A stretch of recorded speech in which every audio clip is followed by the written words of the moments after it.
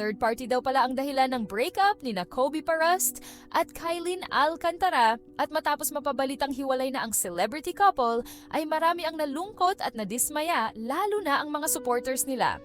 Matatanda ang nagsimula ang intrigang hiwalay na sina Kobe at Kylene nang mapansin ng ilang fans na may post daw na binura ang dalawa ng magkasama.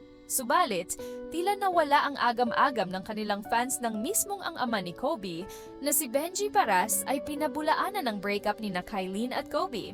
Ayon sa PEP.PH ay inalam umano ng isang writer kung totoo ang intriga sa celebrity couple.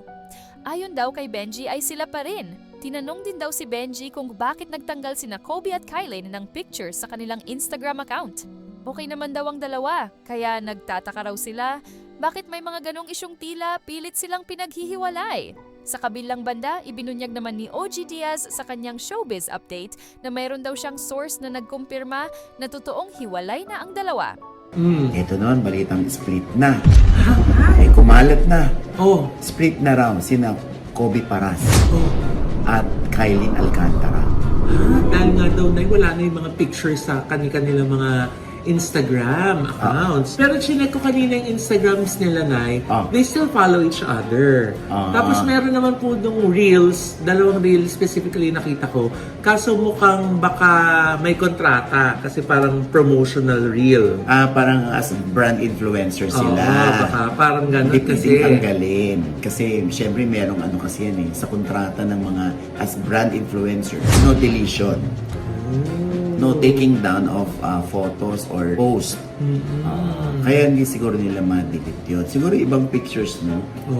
Dinelete nila. So, ibig sabihin, pag dinelete nila, hindi sila nagkatapusan ng friends pa rin. Pero nagpa-follow pa sila sa isa't isa, ha? So, hindi kayo magkagalit lang yun o tampuhan? Yan ang ating alamin. Ayun na nga. Kaya nga yung mga tao dumudulog sa patron ng hiwalayan. Hindi naman sa akin nagsimula. Tinatanong nila, ano raw ba? Hiwalay na daw ba o hindi? Tsaka kung hiwalay na, bakit? Ayun, may nagsabi lang naman sa akin na yes, hiwalay na sina Kylene Alcantara at Kobe Paras. At ang dahilan, eto. Ay, wala. Hinihintay ko din Sabi ko, ba't nilang ba sa TV namin? Ano ang dahilan? Ewan ko kung totoo ito. Sana hindi totoo. Na may third party. Third party? Kaninong side? Sabi lang sa akin sana hindi totoo. Kay Kobe Paras. Artista ba yan, Pe? Babae. Puti naman, Pe. Gusto akala ko bakula.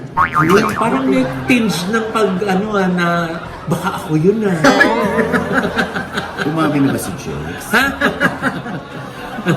Ay nako, alam mo, if you look at the brighter side, at least, di ba, pangit naman maghiwalay kayo nung kasal na kayo.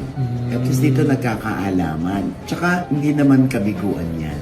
Hindi naman yan failure. It's a lesson. Sa bawat relasyon na nasisira o hindi nagtatagal, natututo ka.